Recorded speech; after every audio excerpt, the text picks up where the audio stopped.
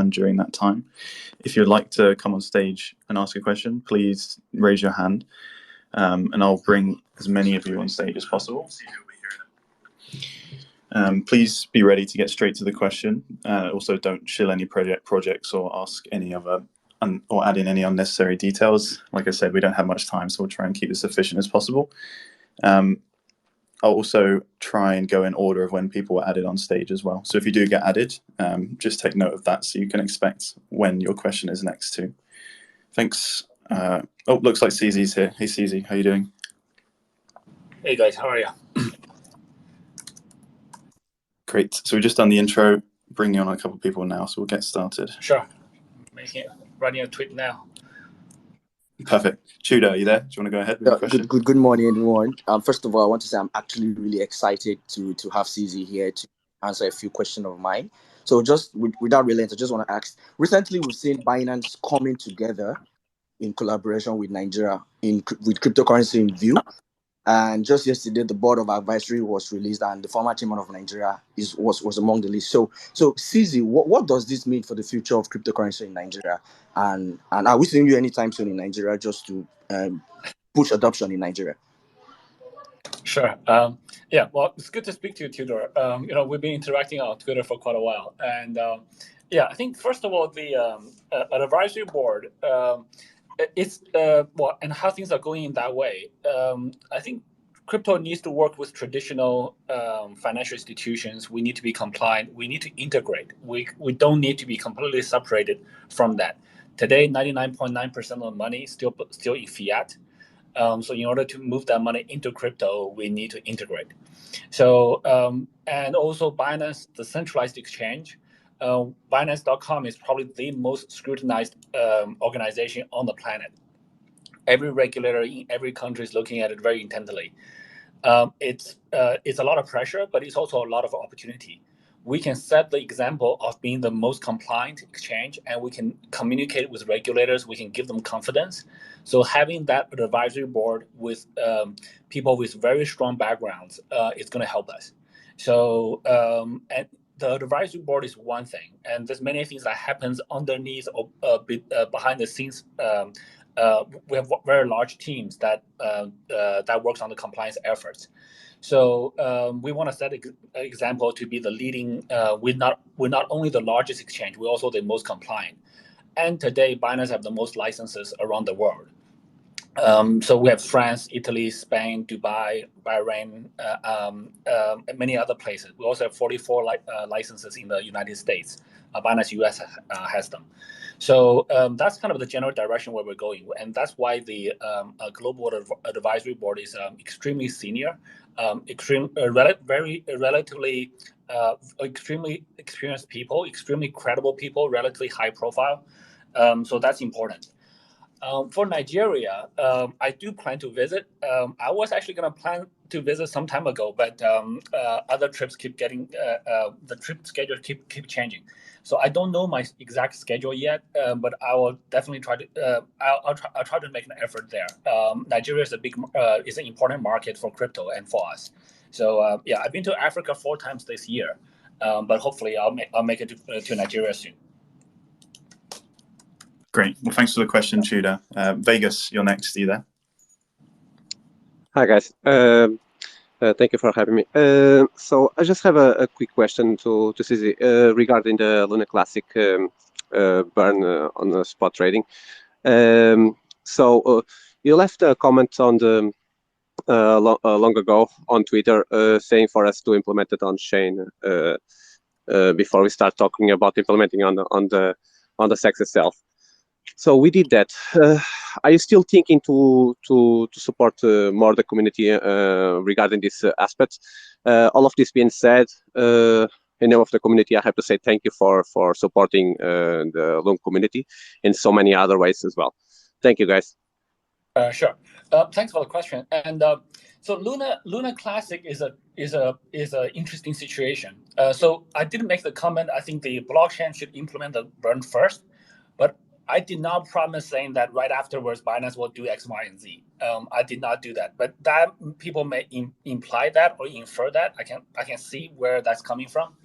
But the centralized exchanges have have considerations. If you think about the game theory, right?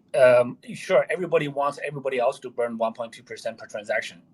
But from a user perspective, if Binance charges 1.2% fees per transaction, we're not going to burn very much. I can tell you. Basically, no one's going to trade on Binance. It's very similar to certain countries implementing a 1.2% tax per transaction. Guess what? Those exchanges in those countries, the volume goes to zero or very close to zero.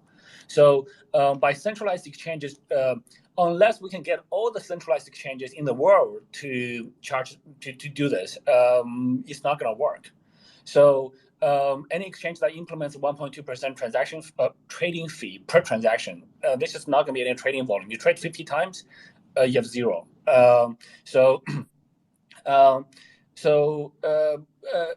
And there's no way to collectively organize all the exchanges in the world to do it at the same time. So that's the thing where on the blockchain you can implement it is at the protocol level. Anybody who wants to use that protocol will have to pay that. To be honest, the 1.2% burn will make use cases on the blockchain kind of meaningless. Sorry for my directness, because look, if Ethereum charges 1.2% fee, nobody's going to use it. If Bitcoin charges 1.2% fee, not that many people is going to use it. So it's actually going to make that blockchain less useful. But everybody wants, but that blockchain was not was kind of abandoned by the project team anyway. So yeah, so for us, we're already supporting Luna C, and we want to continue to support it. But we don't want to be in a situation where we won't be able to support it, and we don't want to be in a situation where everybody else just if we charge 1.2%, no other exchanges don't do it at the same time. No one's gonna trade on Binance, so we're not gonna help very much. So that's my view. I will try to clarify that in some writing, but if you think through that, that's basically the implication. And also this voting mechanism, if you have a bunch of people who are not involved vote on something, and they don't have the ability to enforce that globally, the voting is somewhat meaningless, right? So you can vote on the blockchain does it. Okay, everybody using the blockchain does it. But today I can vote for all centralized exchanges to charge zero fees, period.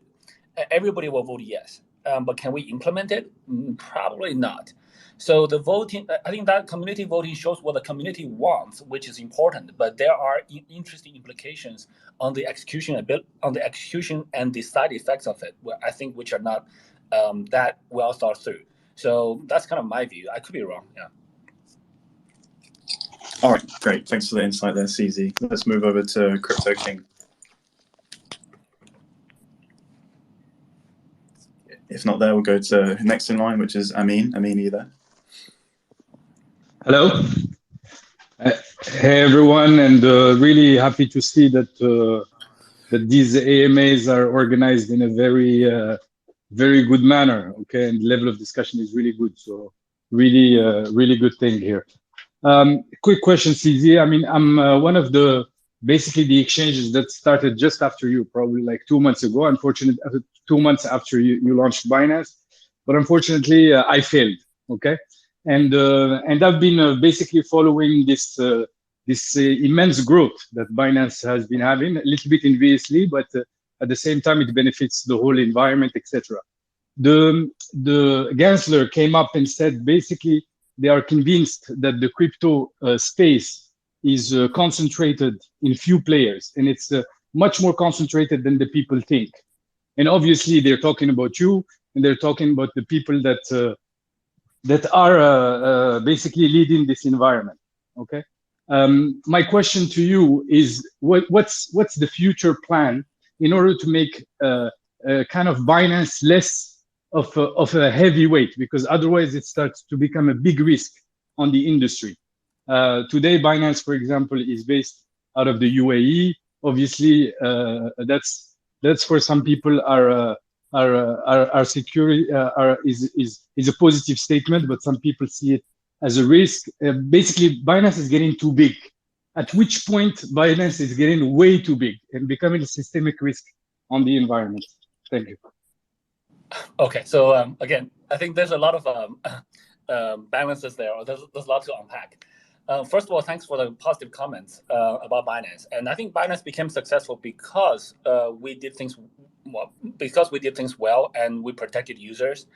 We had a decent product, we had decent service, and we had very strong values on how to protect our users, and our actions kind of demonstrated that.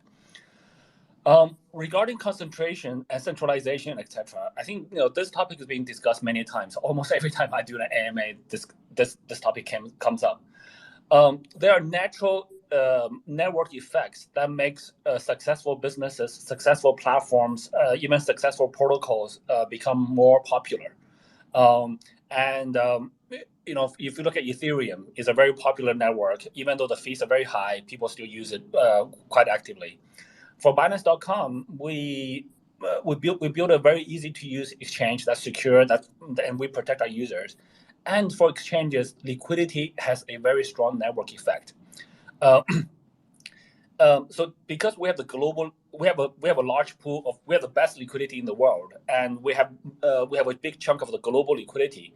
Trading on Binance is much cheaper, is much safer than trading on other places. If you imagine, let's split the Binance liquidity into 1,000 different exchanges. So each exchange, let's say on average, only has 1/1000th of the liquidity. Then it's much easier for a whale to move the price on any of one of those exchanges, and we'll have the whale can drive the price down and then drive the price back. You will be a big spike.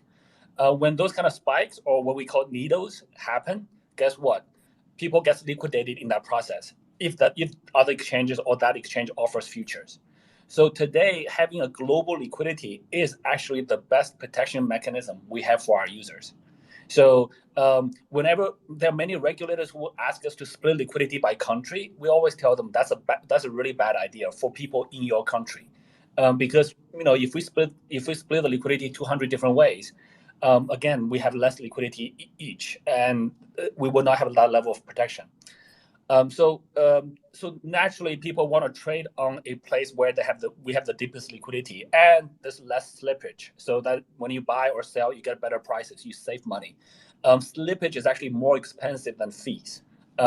So people actually are willing to pay a fee on exchange with less slippage. So that's just on the liquidity side. And then if you think about security, today, we invest billions of dollars into security. We hire the best people. We buy the best tools. We have the best monitoring systems. All of this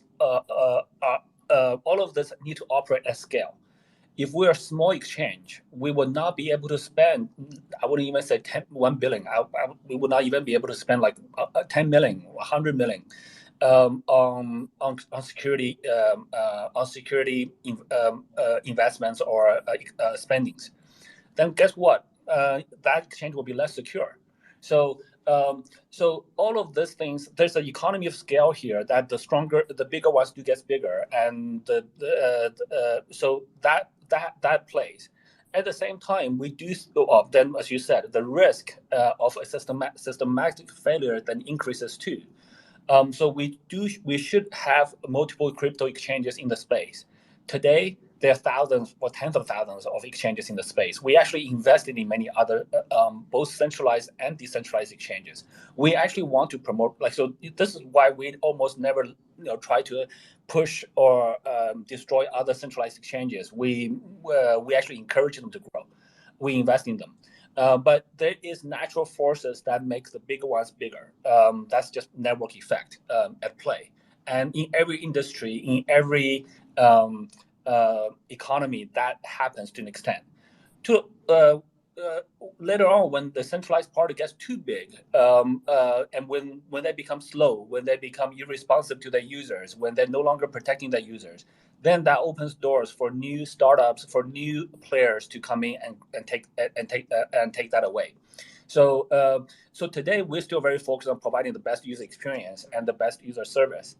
And when we do that, we'll get bigger. And if we do that better than other people, then we'll get bigger. So that's natural competition. In a free market, in a decentralized market, network effects do come into play. So at the same time, we're investing very heavily in decentralized protocols, decentralized efforts. And also, if you look at the Binance ecosystem outside the centralized exchange, everything competes a little bit on its own and with each other. So, for example, Binance.com lists BNB chain, Ethereum, many hundreds of other blockchains, and we're not just promoting the BNB chain alone. BNB chain gets listed on other centralized exchanges, and CoinMarketCap services a couple thousand other exchanges. So each one are happy to work with competitors or peers of different parts in the ecosystem. So we promote that kind of open ecosystem. That's the best we can do. So eventually, I do see that this space there should be multiple centralized exchanges as they are today, but hopefully some of the other ones do become more prominent. There will be many decentralized exchanges, and we're investing very heavily in that too. So yeah, we'll see how the ecosystem grows. All right, I think that answers that. Thanks for that question. Let's move on. RD, you're next. Do you want to go ahead?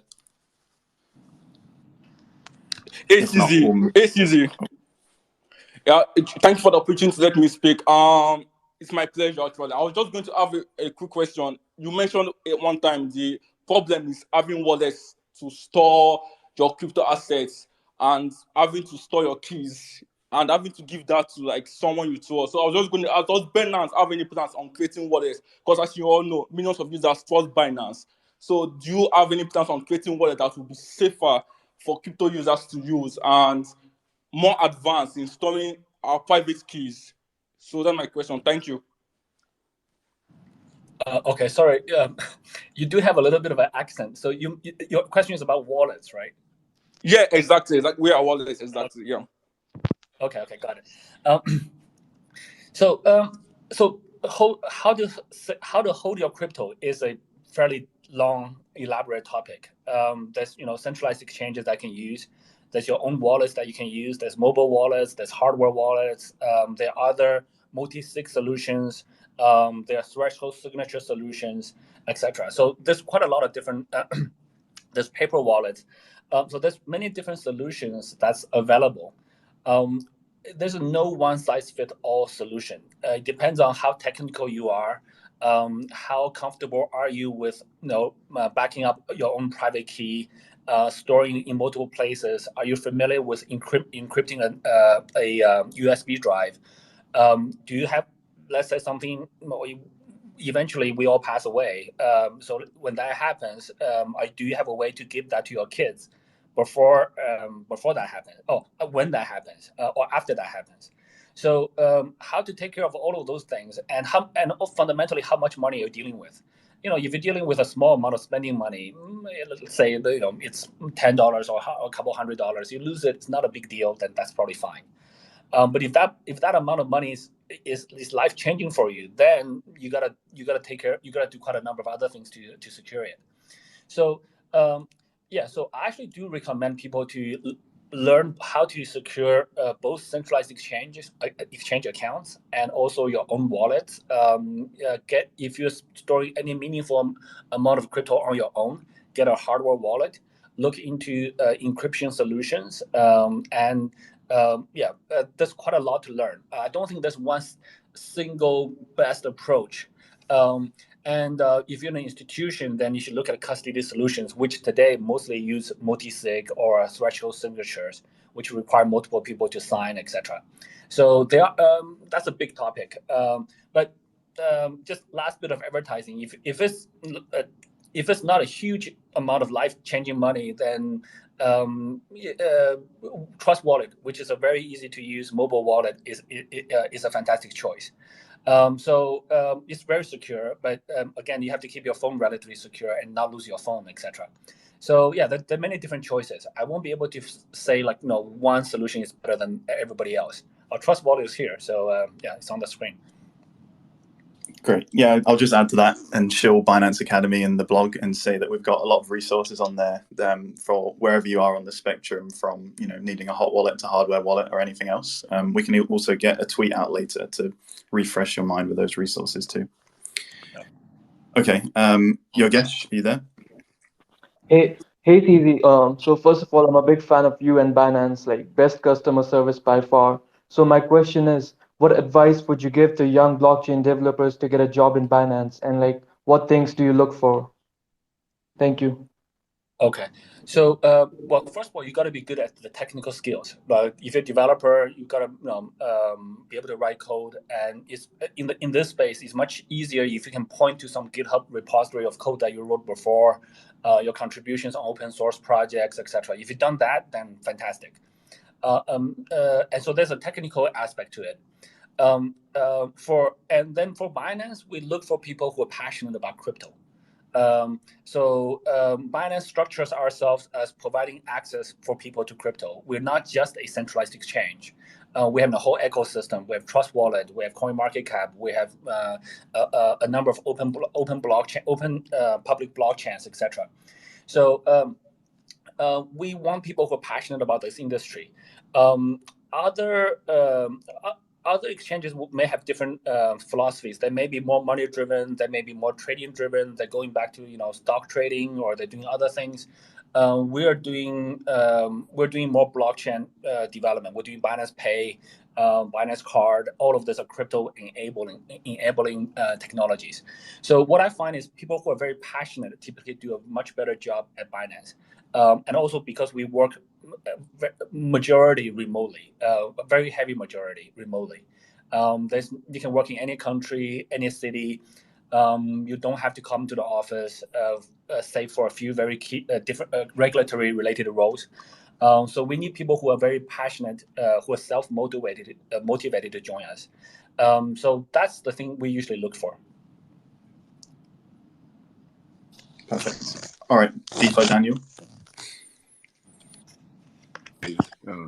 Daniel here speaking. I'm CZ, big fan. You do a great job for the space in terms of pushing adoption. So really respect you on that front. My question was with a prompt when you try to use Luna on the platform, and it says that the South Korean court has a warrant out for like the co-founder of Luna, with that kind of message slapped on the platform. I mean, which is actually correct. But what do you think that does for the space at large when there's a bunch of people who, I mean, even in Congress recently, someone said that a large cryptocurrency like Bitcoin is a decentralized Ponzi scheme. So what does that do for sentiment, generally speaking? Well, there's a few different things here.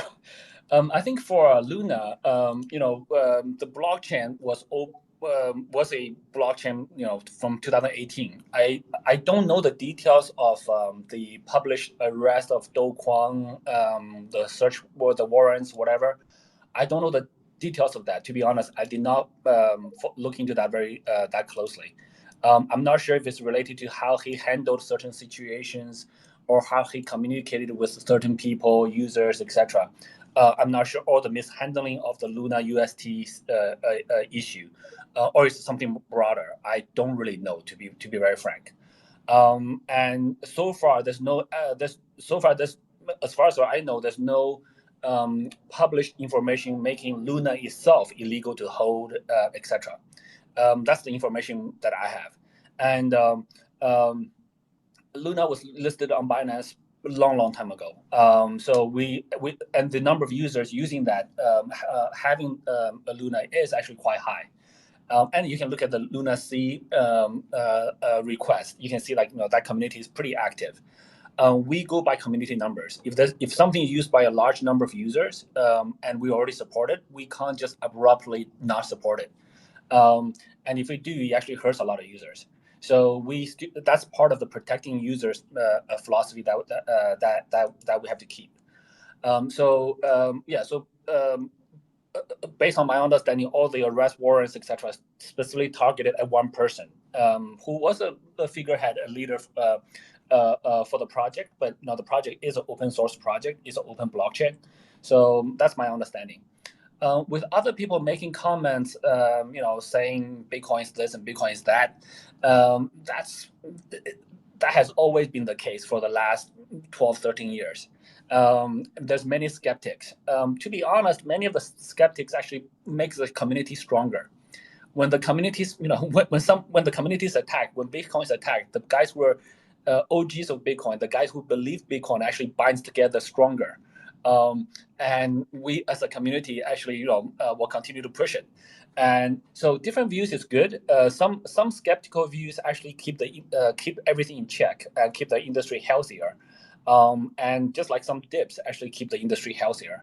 But so those negative opinions usually doesn't so far has not dampened the adoption rate or the people's beliefs in crypto. For that, on that topic, I highly encourage people to not change your views just because some other guy said something emotional or sensational, or an opinion. Understand the fundamentals and decide if you like it. If you look at Bitcoin, it's limited supply. It's permissionless. You can use the Bitcoin network as long as you follow the Bitcoin protocol. No one can prevent you from sending a transaction. Yeah, if those properties are valuable to you, then great. If those valuable properties are not valuable to you, then don't use it. But don't let some guy's opinion change your opinion. I think that would be naive. So and to be honest, the more people who talk about Bitcoin, even if it's somewhat negative, it actually just makes the message spread more. So it actually more coverage. So the CEO of a large bank talking about Bitcoin, even though slightly negatively, well, he's still talking about Bitcoin, and more and more people are hearing about Bitcoin. So yeah, so I think of course we want to see more positive comments ideally, but different people have different views, and that's perfectly fine. But for most people, I encourage form your own views by looking at the fundamentals. All right. Well, we've got a few minutes left. 2 people left on stage, so this should work out well. Crypto Jones, you were here first, so please go ahead. Hi. Yeah. Thanks for having me. It's an honor to be able to speak. The question I have is currently that at the moment there's an official BNB chain community which is focused heavily on DeFi. I was just wondering, with like the recent listing of projects like Rareboards, which is an NFT market aggregator, which got accepted into the Most Valuable Builder program, is there any like focus from Binance to maybe look at like a BNB chain NFT community, and what are your thoughts on the BNB chain NFTs really? And lastly, is the Binance card ever going to come to the UK? And that's my question. Okay, there's a few different questions there. Yeah, so there is a fairly active community around BNB chain. To be honest, our role is really just provide support, provide funding, and provide encouragement. Sometimes we tweet for them, or we retweet them, get them more exposure. So I do know Binance. The Binance, there's a special fund actually just focused on BNB chain projects, investing, and not just investment. Like sometimes they're just grants. Here's a bit of money, just go develop something, and to help small developer groups. Sometimes it's incubations. There's multiple incubation seasons, and what I heard from them a while ago is they're going to increase the speed of that. Have more incubation projects, incubation programs going on. So each incubation, I think the number I saw was the last incubation season they got like 800 applications. They choose 16 projects. Incubation investments, etc.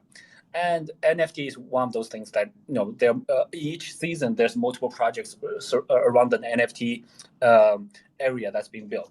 NFTs, NFT market is going through a correction by most reasonable means, but I still believe that NFTs, the use case is not just for selling JPEGs. There's so many more use cases for NFTs that we have not even built. So hopefully those will get built, and NFTs as a technology will continue to grow and flourish. Lastly, on the UK, yeah, so we do have a team that's working actively for UK. We are in the process of together with other jurisdictions. We are looking to explore to acquire licenses apply for licenses. We have communications with the regulators and different agencies. But UK went through quite a bit of turmoil in the past little while, right? So there was the prime minister change, and then there was the sadness of the Queen passing away.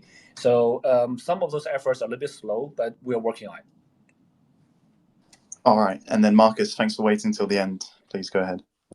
Hey, ZZ, great to connect. By way of introduction, my name is Marcus. I'm a fellow at the Ethereum Foundation, where we are essentially exploring how we can onboard the next billion users, particularly in emerging economies.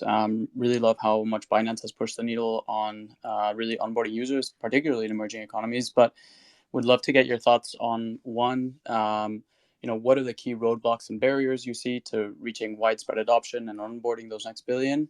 And two, also would love to connect with the Binance team and have a more in-depth conversation. I'm basically putting together an open source research proposal to publish this out to the wider community and propose some building efforts to accelerate that adoption. But yeah, thanks again for the space and looking forward to hearing your answers. Sure. Let's have our team reach out to you after this to explore the collaboration front. And on the question, so for Binance, it's very important for us for mass adoption. We prioritize that much more over profit, targeting high income regions, high revenue regions, etc. So this is why I personally visited Africa 4 times this year.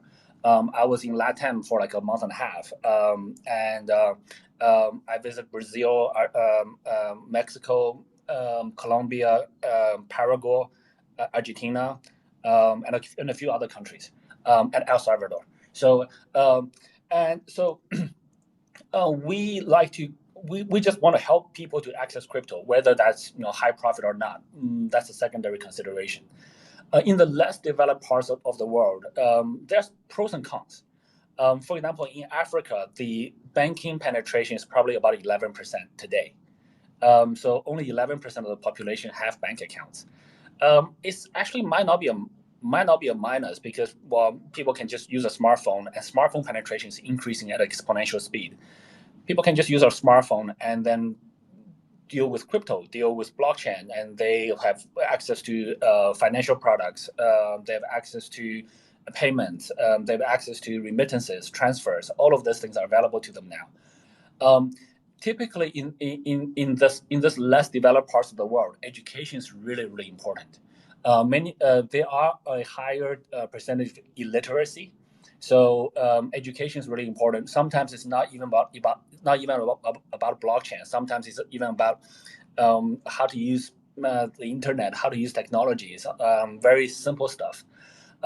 So Binance have multiple educational programs: Binance Academy, Binance Masterclass, and we launched the Binance Scholarship Program, and we Binance intern programs with different universities and educational institutions. Also in Africa, we help to build more than 100 schools in Africa, and those are just normal elementary high schools, not blockchain schools. So so we're doing all of that. And also and very importantly, we also have to work very closely with governments. We can't just do this alone. So this is why I fly to many different countries, meet with head of states, senior politicians, to push this. Usually those conversations are very high level, to be very frank. Usually that's okay. We embrace blockchain from the president of a country. And that's usually enough, because at that level, that kind of signaling is helpful for the industry to grow. And not to be arrogant, luckily today, in the industry, I think I'm one of the very few people who have that level